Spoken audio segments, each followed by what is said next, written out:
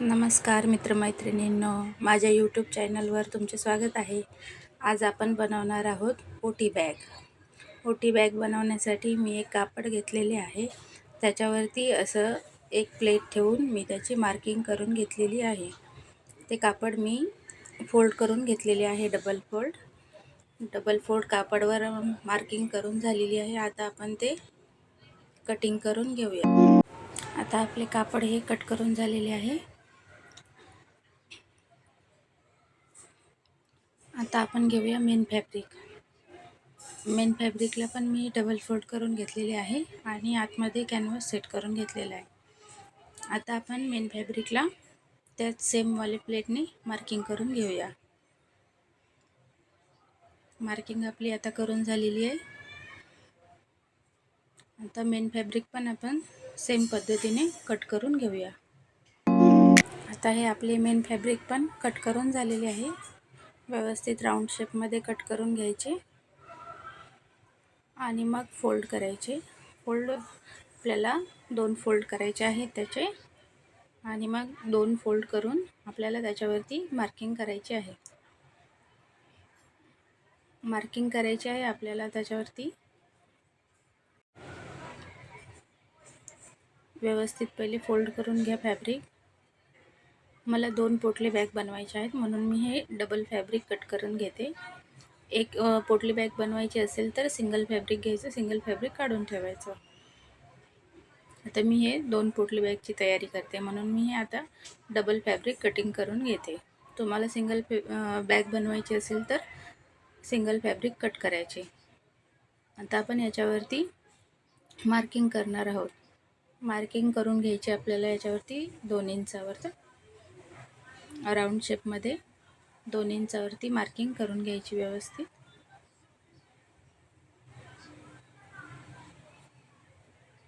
Marking करून झालेली आहे. आता आपण त्याला राऊंड शेप देऊया.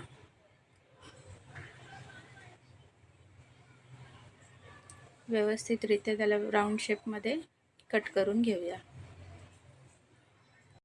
कटिंग झालेली आहे आपली. आता बघूया याचा आकार कसा दिसतोय. असं राऊंड शेपमध्ये कटिंग करायची आणि आपल्याला एक पट्टी घ्यायची आहे. पट्टी आपली आहे 2 इंचाची. 2 इंचाची पट्टी लांब अशी कट करून घ्यायची. आणि हे आहे आपलं अस्तर, हे आहे मेन फॅब्रिक. आणि हे आता आपण तयारी करूया पोटली बॅग स्टिच करण्याची. चला तर आता आपण सुरू करूया आपली पोटली बॅगची स्टिचिंग. मेन फॅब्रिक आणि अस्तर असं मी एकावर एक ठेवून घेतलेलं आहे. आणि आता आपण याला पूर्ण स्टिच करून घेऊया. व्यवस्थितरित्या स्टिच करून घ्यायचे आहे. व्यवस्थित आपलं आता हे स्टिच करून झालेलं आहे. काही साईडला धागा वगैरे राहिला असेल सर्व आपण कट करून व्यवस्थित घेऊया. बघायचं आपला राऊंड शेप बरोबर दिसतोय का. आणि आता आपण जे वरती आपण पोटली बॅगच्या वरती लेस लावणार आहोत ती लेस जॉईंट करून घेऊया. लेस हळू आणि व्यवस्थित जॉईंट करून घ्यायची. आणि लेस आपण आतल्या भागाला ठेवतोय. आता आपण पूर्ण लेस व्यवस्थित राऊंड शेपमध्ये जॉईंट करून घेऊया.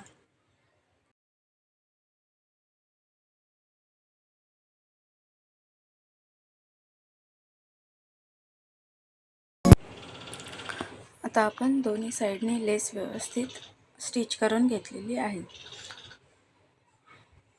लेस स्टिच करून धागा कट करून घेऊन झालेला आहे. आता बघा आपला हा पोटलीचा वरच्या भागाचा आकार कसा दिसतोय. लेस अशी व्यवस्थित लावून घ्यायची. लेस लावताना घाई करायची नाही किंवा लेसला खेचायचं नाही.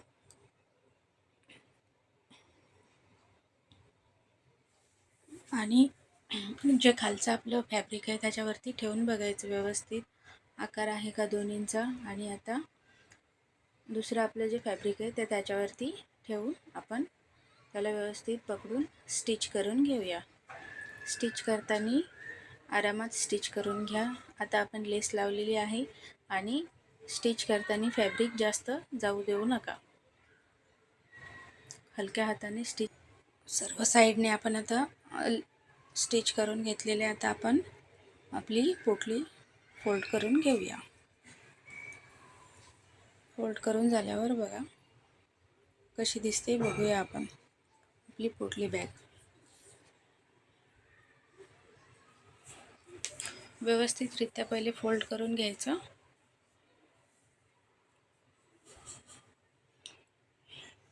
आणि आता बघा लेस किती छान दिसते. लेस अशी दिसली पाहिजे म्हणून स्टिच करते वेळेस लक्ष ठेवायचं. आपण जेव्हा वरचा कपडा जॉईंट करतो तेव्हा स्टिच करताना कपडा जास्त स्टिचिंगमध्ये नाही जायला द्यायचा. शक्य तेवढं कमी कपडा केला पाहिजे स्टिचिंगमध्ये, याचं लक्ष ठेवायचं. मग तर तसं केल्यानंतर आपली लेस व्यवस्थित दिसेल.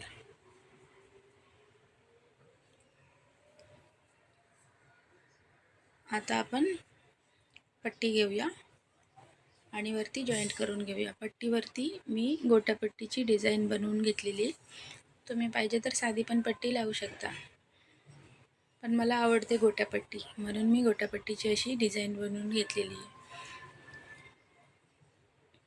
आता आपण वरती याला लेस स्टिच करून घेऊया. लेस स्टिच करताना लक्ष ठेवायचे, 1/2 इंच आपल्याला जागा सोडून लेस स्टिच करून घ्यायची आहे. 1/2 इंच कशासाठी ठेवायचे आहे, कारण आपल्याला वरती जे आपण आता नॉट टाकण्यासाठी जो बेल्ट लावणार आहोत त्या बेल्टसाठी स्टिचिंगसाठी आपल्याला 1/2 इंच ठेवायचा आहे. 1/2 इंच सोडून आपण पूर्ण राऊंड शेपमध्ये लेस स्टिच करून घेऊया. आता व्यवस्थितरित्या आपली लेस स्टिच करून झालेली आहे. बघूया आपण आता लेस स्टिच लावल्यावर आपलं पोटली बॅग कसं दिसते. बघा कसा आकार दिसतोय. मस्त राऊंड शेपमध्ये आपलं स्टिच करून झालेलं आहे. आता जे आपण वरती 1/2 इंचची जागा सोडलेली आहे त्याच्यावरती आपल्याला तेही गोटापट्टी लावून डिझाईन करून घेतलेली एक पट्टी आहे, ती आपल्याला जॉईंट करून घ्यायची आहे. त्याच्यामध्ये आपण नॉट टाकणार आहोत.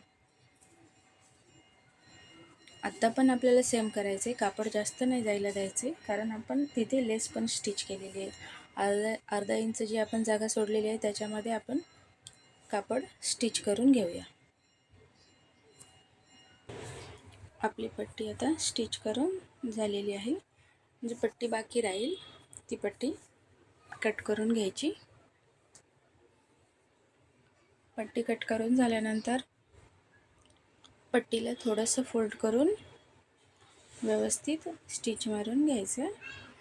पट्टी आपल्याला दोन्ही साईडने फोल्ड करायची जेणेकरून आपण तिकडनं नॉट टाकणार आहोत. फर्स्ट आपण पट्टी लावायला स्टार्टिंग करतो तेव्हा पण आणि जेव्हा आपण पट्टी लावून आपले एंड होते तेव्हा पण दोन्ही साईडला आपल्याला पट्टी व्यवस्थित फोल्ड करूनच स्टिच करून घ्यायची आहे. आता आपली पट्टी व्यवस्थित स्टिच करून झालेली आहे. बघूया आता कशी दिसते.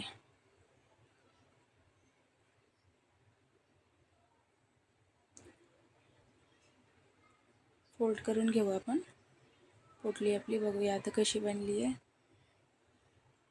बघितलं किती व्यवस्थित दिसते. हे असं लास्टला एक फोल्ड मारून घेऊया जिथे आपल्याला नॉट टाकायची. हे फोल्ड करून घ्यायचं व्यवस्थित आणि स्टिच करून घ्यायचं. आता हे फोल्ड असेल आपलं बाहेरच्या साईडनी, व्यवस्थित स्टिच करायचं.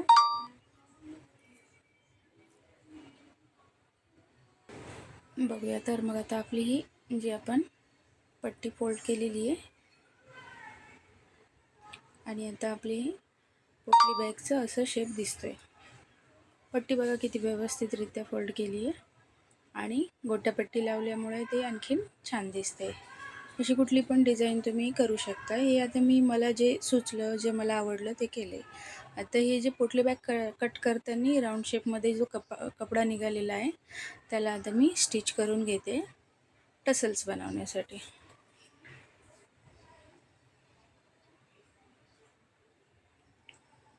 नॉटच्या दोन्ही साईडला मी याचे टसल्स बनवून लावणार आहे.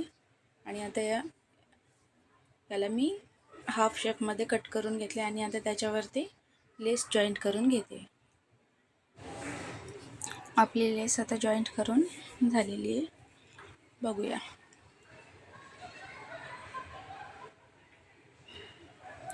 लेस जॉईंट करताना आरामात आणि हळूने जॉईंट करायची, खेचायचं नाही आहे लेसला. दुसऱ्या पण टसल्सला मी आता लेस जॉईंट करते.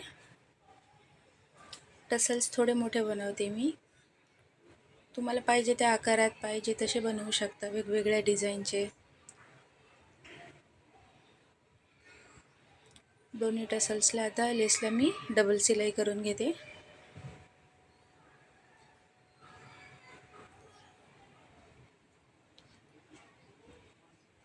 मी गोल्डन कलरची पोटली बॅग बनवली आहे, जेणेकरून गोल्डन कलर हा कुठल्या पण साडीवरती मॅचिंग होतो. अशी ओटी पोटली बॅग तुम्ही कुठल्याही कलरची किंवा साडीवर मॅचिंग, साडीमध्ये जो कपडा बाकी राहिलेला असतो, ब्लाऊज वगैरे शिवून जो कपडा थोडाफार बाकी राहिलेला असतो, आपण त्यातून पण अशी ओटी पोटली बॅग आपण तयार करू शकतो.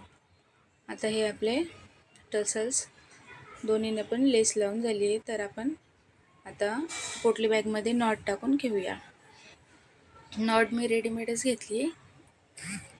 नॉट आपण शिवून पण घेऊ शकतो, पण रेडीमेड नॉट छान दिसते, त्याच्यामध्ये थोडी शायनिंग आहे, म्हणून मी रेडीमेडवालीच यूज करते. तुम्ही शिवून पण घेऊ शकता. आता आपण नॉट टाकून घेऊया.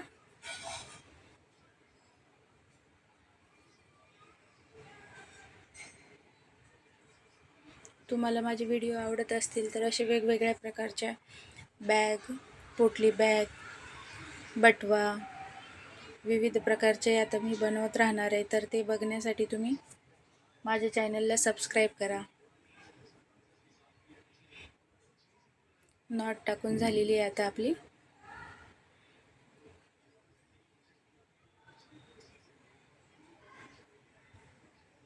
आणि ओटी पोटली बॅग आता खरंच खूप सुंदर दिसते.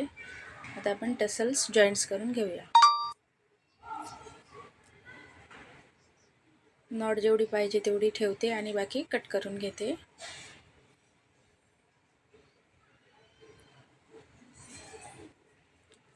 नॉटला मी छोटे छोटे गाठ मारून घेते. नॉटच्या दोन्ही साईडला अशी छोटीशी गाठ टाकायची. नॉटला अशी मी गाठ टाकून घेते आणि आता आपण टसल्स जॉईंट करून घेऊया.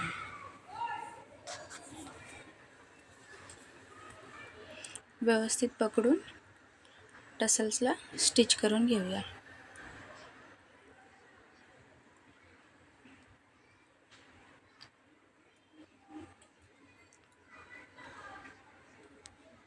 दोन्ही पण टसल्स व्यवस्थित स्टिच करून झालेले आहेत. बघूया आता कसे दिसत आहेत.